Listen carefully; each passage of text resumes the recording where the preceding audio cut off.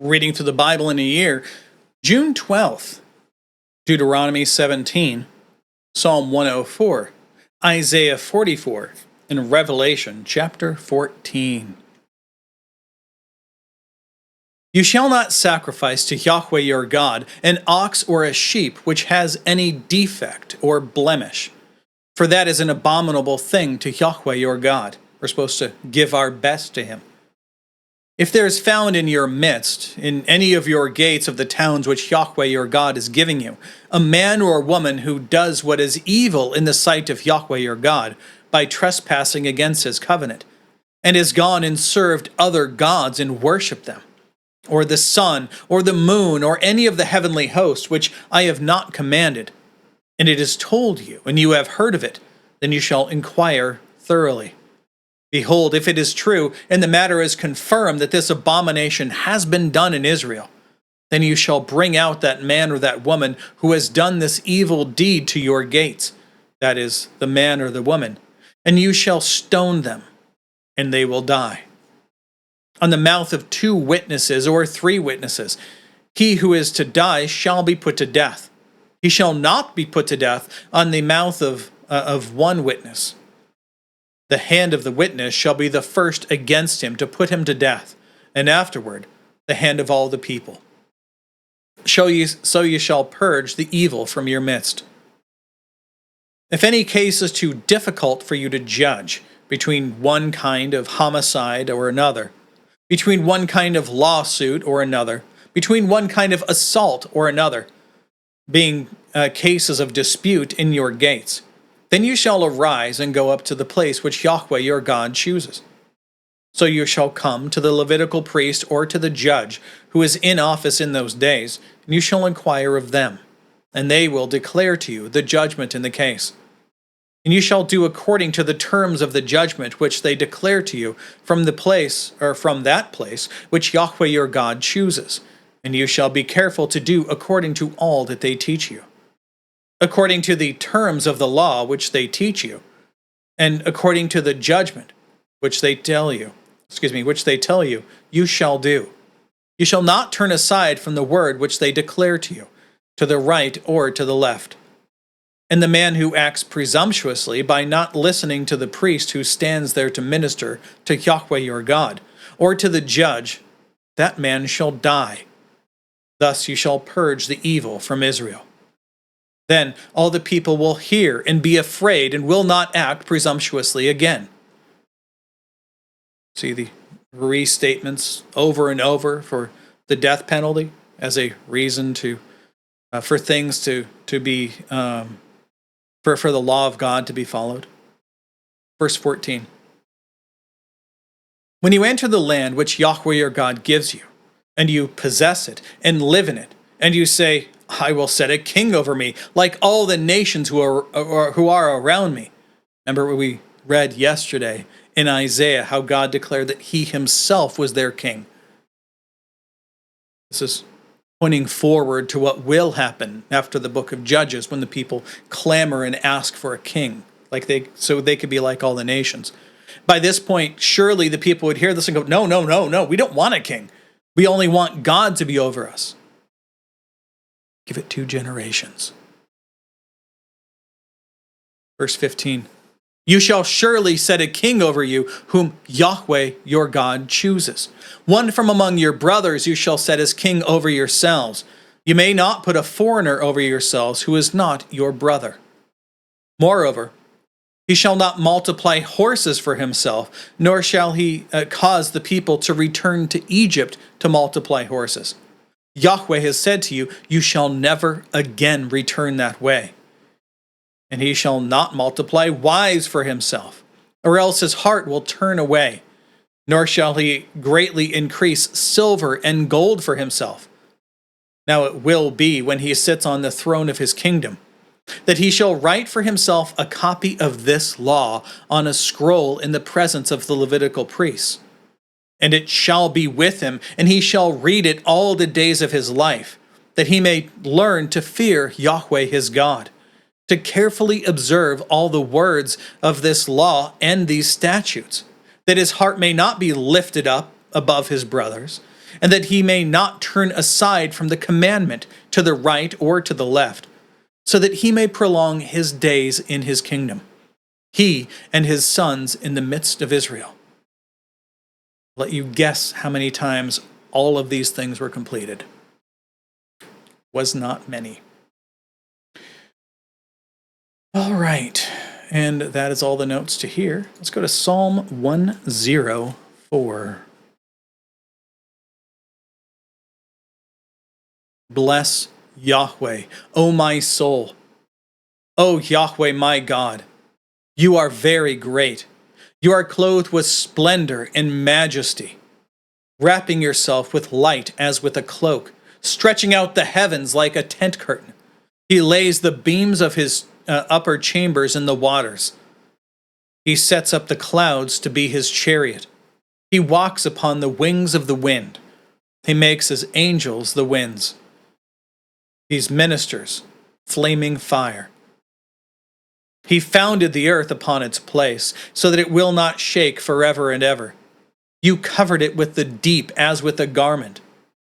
But what's this talking about? The deep and the waters? Go outside. Look up at the sky. What color is it? Blue. What color is the ocean and water? Blue. The waters, the waters. There you go. All right, continuing on. Verse 5, he founded the earth upon its place so that it will not shake forever and ever. You covered it with the deep as with a garment. The waters were standing above the mountains. At your rebuke, they fled. At the sound of your thunder, they hurried away in alarm. The mountains went up, the valleys went down to the place which you founded for them. You set a boundary for them that they may not pass over, so they will not return to cover the earth. What's this talking about? It's talking about the flood. As you'll see here, there's actually a great section that kind of goes over all of the different things that happened when God created the entire world and all that's in it. It's important. Verse 14. Oh wait, never mind, my bad. Verse 10. He sends forth springs in the valleys. They flow between the mountains. They give water to every beast of the field. The wild donkeys quench their thirst. Above them, the birds of the heavens dwell. They give forth their voices among the branches. He gives water to the mountains from his upper chambers. The earth is satisfied with the fruit of his works. He causes the grass to grow for the cattle, and vegetation for man's cultivation, to bring forth food from the earth, and wine, which makes man's heart glad, to make his face glisten more than oil, and food which sustains man's heart. The trees of Yahweh are satisfied, the cedars of Lebanon, which he has planted. Where the birds build their nests, the stork's home is in the fir trees. The high mountains are for the wild goats. The cliffs are a refuge for the Shephanim. He made the moon for the seasons. The sun knows the place of its setting. You appoint darkness so that it becomes night, in which all the beasts of the forest creep about. The young lions roar to go after their prey and seek their food from God. When the sun rises, they gather themselves and lie down in their dens. Man goes forth to his work and to his labor until evening. How numerous are your works, O Yahweh! In wisdom you have made them all. The earth is full of your possessions. This is the sea, great and broad. There the creeping things are without number, creatures both small and great. The ships move along, and Leviathan, which you have formed to play in it. They all wait for you, to give them their food in due season. You give to them, they gather it up. You open your hand, and they are satisfied with good. You hide your face, and they are dismayed. You take away their spirit. They breathe their last and return to their dust. You send forth your spirit, and they are created. and you renew the face of the ground. Let the glory of Yahweh endure forever. Let Yahweh be glad in his works. He looks to the earth, and it trembles. He touches the mountains, and they smoke. I will sing to Yahweh throughout my life. I will sing praise to my God while I have my being. Let my musing be pleasing to him. As for me, I shall be glad in Yahweh. Let sinners be consumed from the earth, and let the wicked be no more. Bless Yahweh, O my soul. Praise Yah. Now Isaiah 44.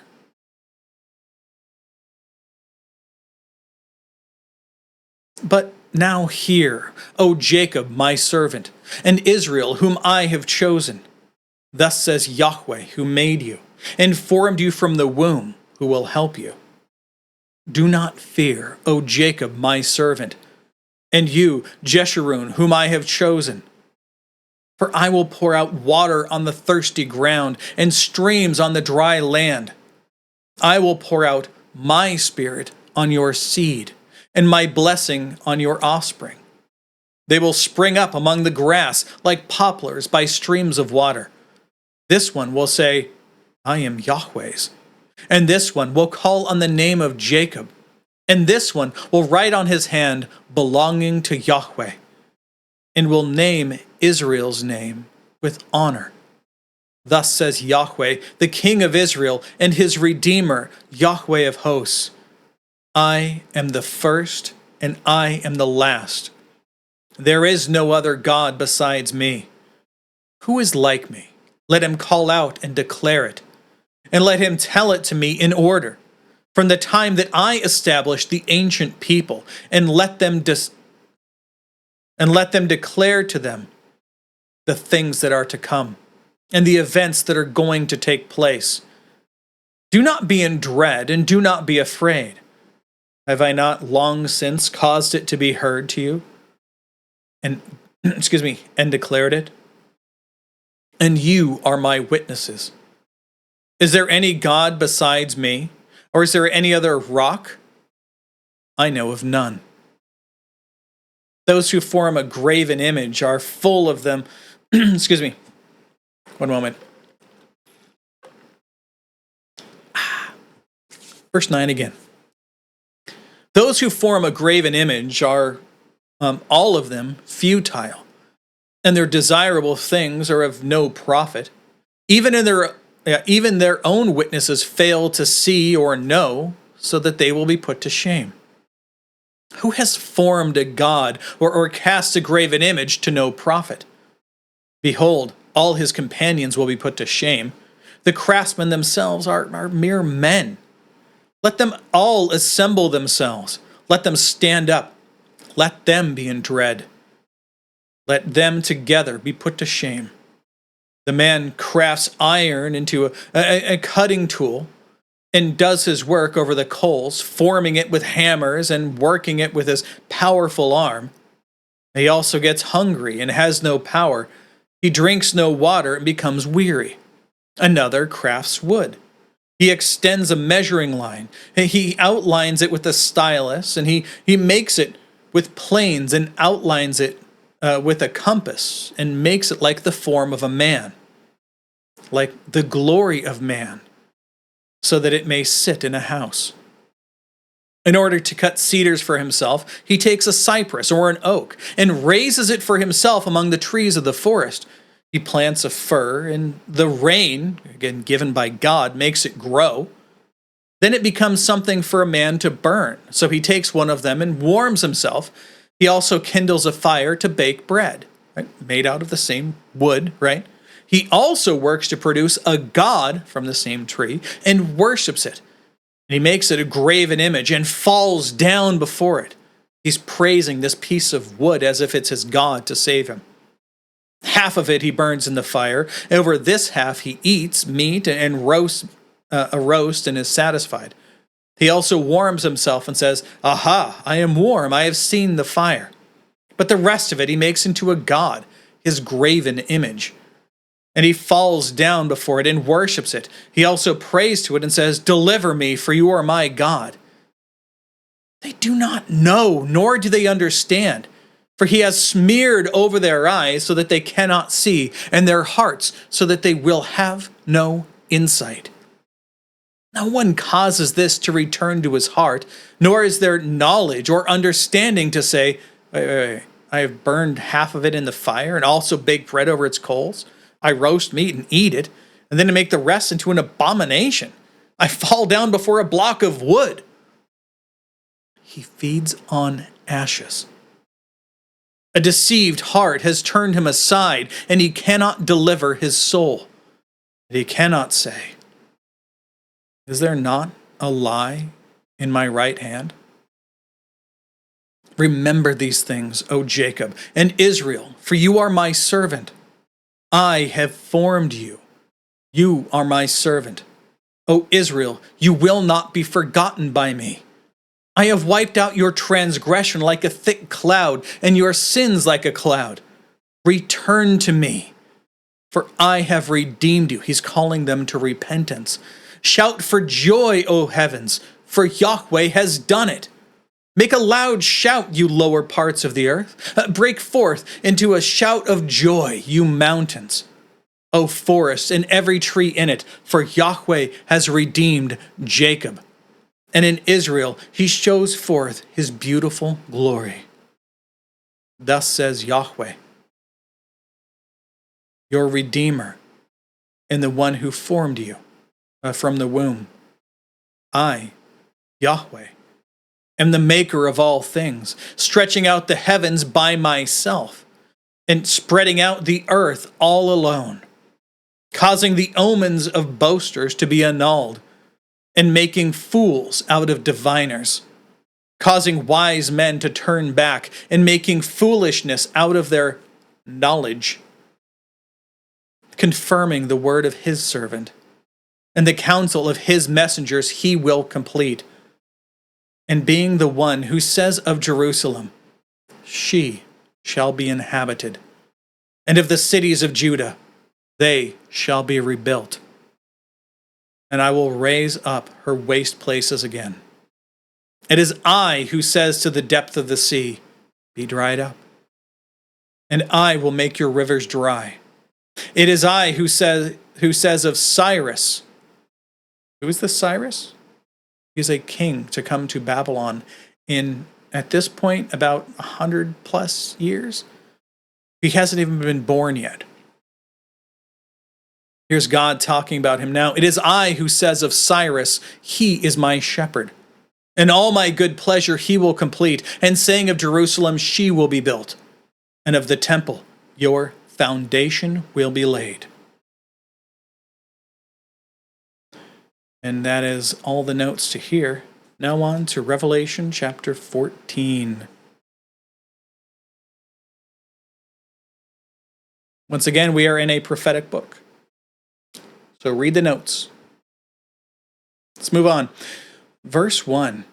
Then I looked, and behold, the Lamb was standing on Mount Zion, and with him 144,000, having his name and the name of his Father written on their foreheads. And I heard a voice from heaven like the sound of many waters, and like the sound of loud thunder. And the voice which I heard was like the sound of harpists playing on their harps. And they sang a new song before the throne and before the 4 living creatures and the elders. And no one could learn that song except the 144,000 who had been purchased from the earth. These are the ones who are not defiled with women, for they are virgins. These are the ones who follow the Lamb wherever he goes. These have been purchased from among men as firstfruits to God and to the Lamb. And no lie was found in their mouth. They are blameless. Then I saw another angel flying in mid-heaven, having an eternal gospel to proclaim to those who inhabit the earth, and to every nation and tribe and tongue and people. And he said with a loud voice, fear God and give him glory, because the hour of his judgment has come. Worship him who made the heaven and the earth, the sea and springs of waters. And another angel, a second one, followed, saying, Fallen, fallen is Babylon the Great. She who has made all the nations drink of the wine of the wrath of her sexual immorality. Then another angel, a third one, followed them, saying with a loud voice, If anyone worships the beast and his image, and receives a mark on his forehead or on his hand, and he will also drink of the wine of the wrath of God, which is mixed in full strength in the cup of his rage. And he will be tormented with fire and brimstone in the presence of the holy angels and in the presence of the Lamb. And the smoke of their torment goes up forever and ever. They have no rest day and night, those who worship the beast and his image, and whoever receives the mark of his name. Here is the perseverance of the saints who keep the commandments of God and their faith in Jesus. And I heard a voice from heaven saying, Write, Blessed are the dead who die in the Lord from now on. Yes, says the Spirit, so that they may rest from their labors, for their deeds follow them. Then I looked, and behold, a white cloud, and sitting on the cloud was one like a son of man, having a golden crown on his head and a sharp sickle in his hand. And another angel came out of the sanctuary, crying out with a loud voice to him who sits on the cloud, Put in your sickle and reap, for the hour to reap has come, because the harvest of the earth is ripe. Then he who sits on the cloud swung his sickle over the earth, and the earth was reaped. And another angel came out of the sanctuary which is in heaven, and he also had a sharp sickle. Then another angel, the one who has authority over fire, came out from the altar, and he called out with a loud voice to him who had the sharp sickle, saying, Put in your sharp sickle and gather the cluster of the vine of the earth, because her grapes are ripe. So the angel swung his sickle to the earth, and gathered the clusters from the vine of the earth, and threw them into the great winepress of the wrath of God. And the winepress was trodden outside the city, and blood came out from the winepress up to the horses' bridles for a distance of 1,600 stadia. These don't show how far that is. It's about 184 miles. It's a big deal. All right, that is all of the text, and that is also all of the notes for today. God willing, we'll be back tomorrow. Behold, the word of the Lord.